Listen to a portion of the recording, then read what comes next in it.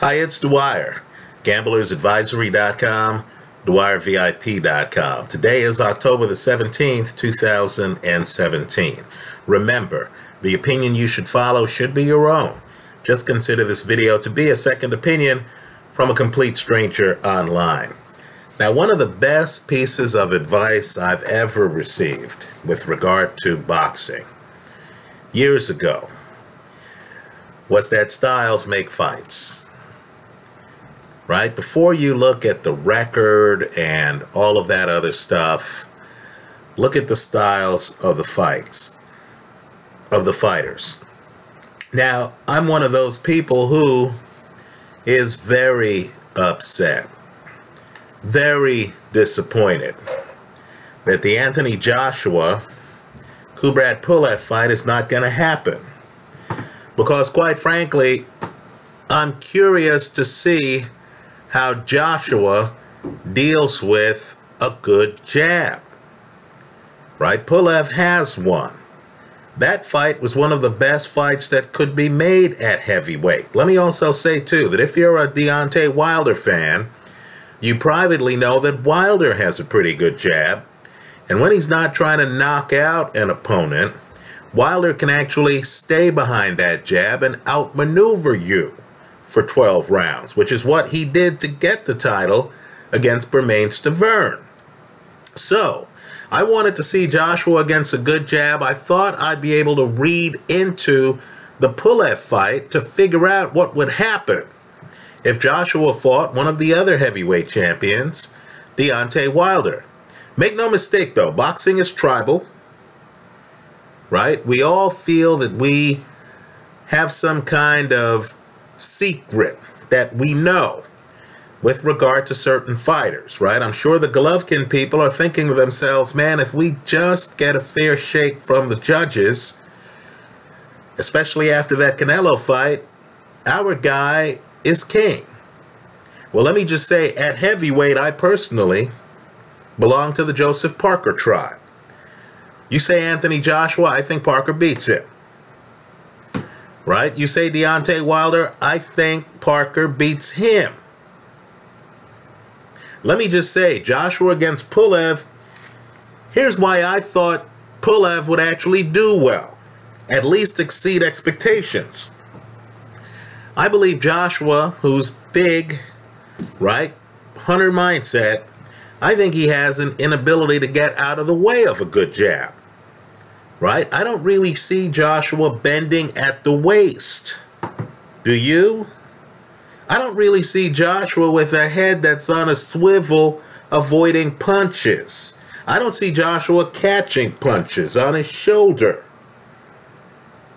Right? Nor do I see Joshua, hiding his head behind a defensive construct. Understand, when we say a hunter's mentality, Joshua is the guy with the gun who's hunting you down. He doesn't expect you to shoot bullets back at him, right? I thought one of the great moments in the Klitschko fight was Klitschko on his front foot early hunting Joshua down. Now, I know on many scorecards, people somehow had Joshua winning some of those early rounds. I didn't. And let's just say, as I saw Joshua dealing with Klitschko's jab, I didn't really think he did so effectively. Of course, knockouts and knockdowns cause amnesia. With Joshua, you don't have a big margin of error. He drops Klitschko, right? So we forget about those early rounds. Well, what would have happened if instead of making a statement, what would have happened if Klitschko was on his back foot behind a jab? Would Joshua have been able to find him? That would have been Kubrat Pulev. Not only that, how would Joshua have avoided the jab? Because understand, if Klitschko's on his back foot, Klitschko, great jab, right? If Klitschko's on his back foot behind a jab and isn't semi-conscious after getting knocked down, right? Is Joshua the kind of guy who would slip inside like Mike Tyson? Could he move at the waist and quickly go from here to here? Could he play Sean Porter? Could he be sudden?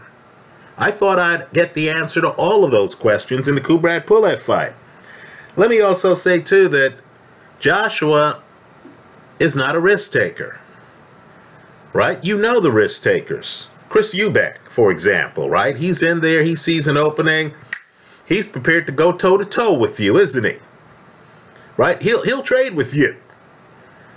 You know, you're hunting him down, eventually he's going to stop moving. There's going to be a confrontation. Heavy punches are going to be thrown, if not landed. Joshua's a little bit different, isn't he? Again, hunter's mindset. He's hunting you down. He has big power in both hands. That's why he's an unbeaten heavyweight champion. But wow, he's not sudden to me. Right? He's not a guy who's outside, then suddenly he's inside. Again, I'll use Sean Porter. Right? He's more measured. He's not throwing things to the wind. He's not Nigel Benn. Right? He'll hit you on a counter when you're defenseless. He'll step into the pocket when you've already been hurt. The Dylan White fight, for example. Right? But he's not the guy who is going to run red lights. Right? He's cautious. Look at the beginning of the Dominique Brazil fight. Right? You'll notice Joshua is measured. This isn't Lennox Lewis against Andrew Galata. Right? He's very measured.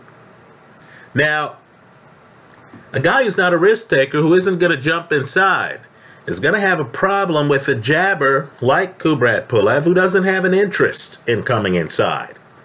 Right? He has the jab working. This is like Larry Holmes. He has the jab working. As far as he's concerned, he's scoring points. He's winning what I call the slow rounds.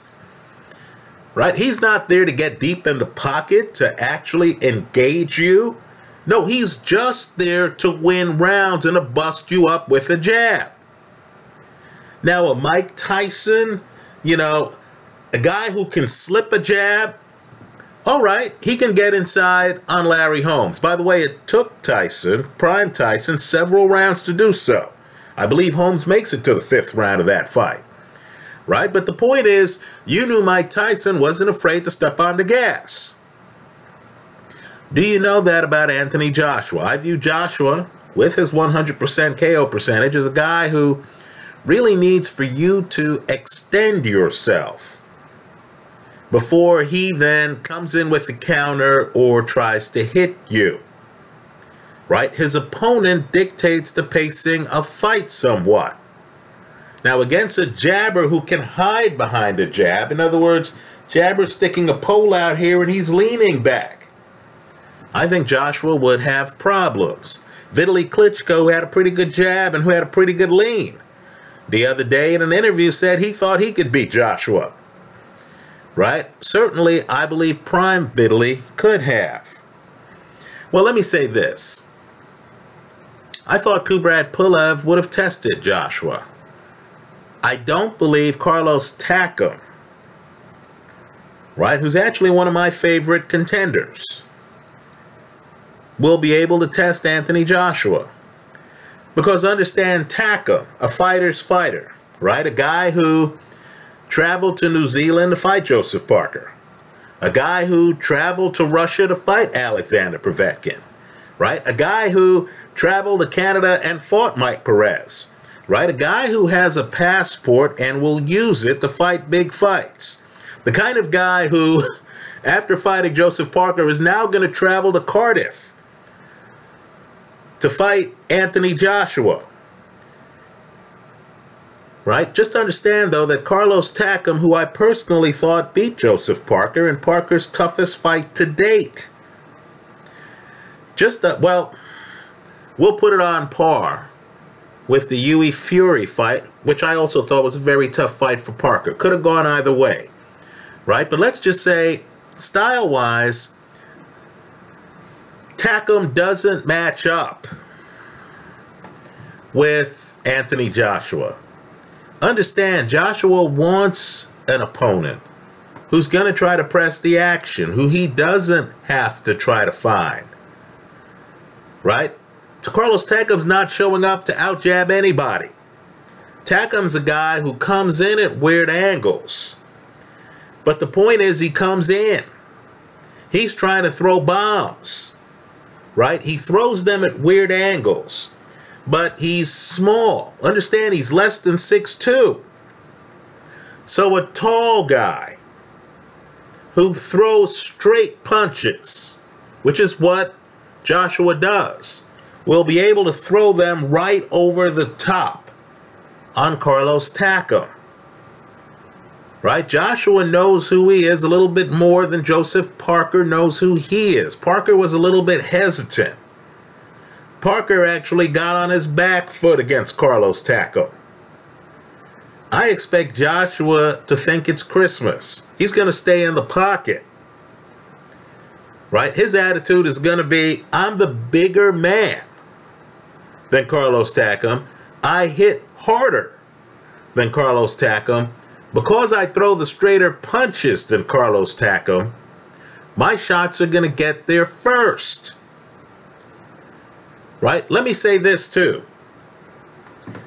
Takam's a guy who had 8 hellacious rounds against Alexander Povetkin. Right? 8 hellacious rounds. Now, what I want people to realize is, back when that fight took place, meldonium, drugs that we now call performance-enhancing drugs because they increase stamina, was actually legal. And Povetkin now has admitted that he used meldonium in the past, right? He's been non-specific on whether he used it for the Takam fight. Just understand, Takam gave Povetkin all he could handle for 8 rounds. Then, of course, Povetkin, who was fighting in front of his home crowd, and who has great stamina, right, natural or otherwise, in the past at least, right, Povetkin takes over that fight. But as you watch the fight, just understand, no matter how hot it got in the kitchen, Carlos Takam stays in the kitchen. Right? He's the chef who, when the stove catches on fire, he stays in the kitchen and tries to put out the fire. That's toxic against someone like Anthony Joshua, who wants you in the kitchen so he can land big punches. A counterpuncher wants you to lead. Right? I like Joshua big in this fight. I'll give Takam only a puncher's chance.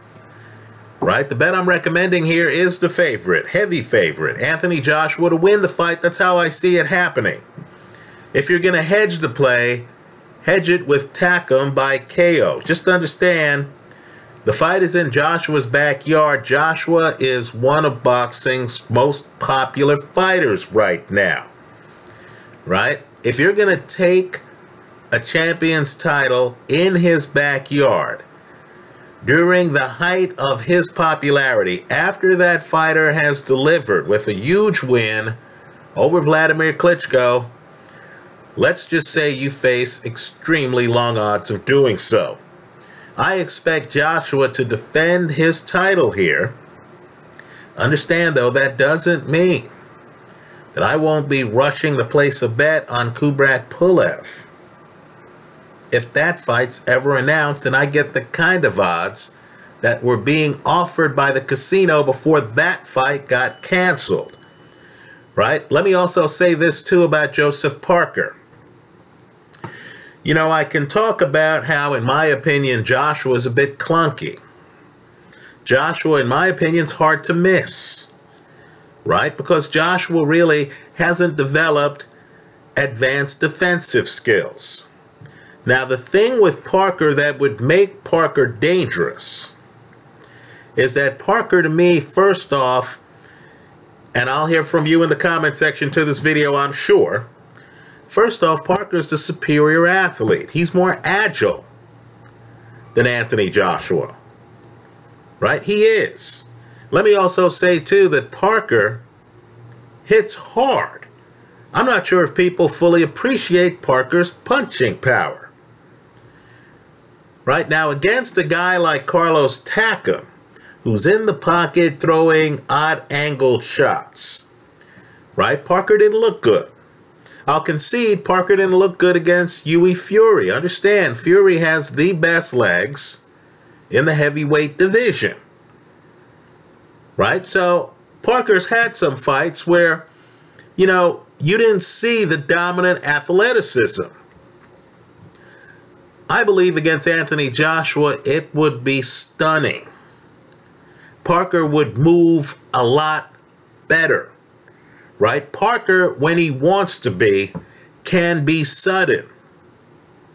I don't believe Anthony Joshua has that capability, right? So, as you watch this fight with Carlos Takam, and as, in my opinion, Joshua takes Takam apart, I'm sure you're going to hear from a lot of people that Takam went the distance with Joseph Parker. Just understand that while Takam is always going to be around the pocket, right? Off at the side, but around the pocket, right? The kid who comes into the kitchen while you're cooking a meal, right? He's by the stove, he's by the fridge. The key is he's in the kitchen, right? Just understand with Joseph Parker, you don't quite know where he's going to be. That makes him more dangerous. Let me also point out, too, that Parker has a sledgehammer jab. He just needs to talk a little bit more to Larry Holmes to figure out how to use it consistently. Anyway, I like Joshua in this fight over Carlos Takam. I'm expecting Joshua to win this fight by stoppage, in part because Joshua has never gone the distance in a fight, in part because Carlos Takam did get stopped by Alexander Povetkin, right? But I'm expecting the early rounds to be high drama, right? Where Takam, you know, 6'1½", whatever, is going to show up and he's going to bring heat because that's who he is, right? He's not, as I said, don't expect him to be on his back foot trying to jab, stick, and move, right? No, he's going to bring heat. He's going to try to throw awkward punches. He's going to try to catch Joshua early before Joshua can figure out the angles of the punches. The most grateful person in the ring is going to be Joshua, because Joshua is going to privately know that he feasts on opponents like this, right? Think Eric Molina. In fact, go through Joshua's history and ask yourself, who are the stick and movers Joshua has faced? I'll agree. Vladimir Klitschko could stick and move, but he chose not to against Joshua, right? The movement could give Joshua problems. You're not going to see movement in this fight. I like Anthony Joshua to win the fight. I'll hedge the play with Carlos Takam by KO. That's how I see it. Let me hear from you. I hope you leave your comments in the comment section to this video. Thanks for stopping by.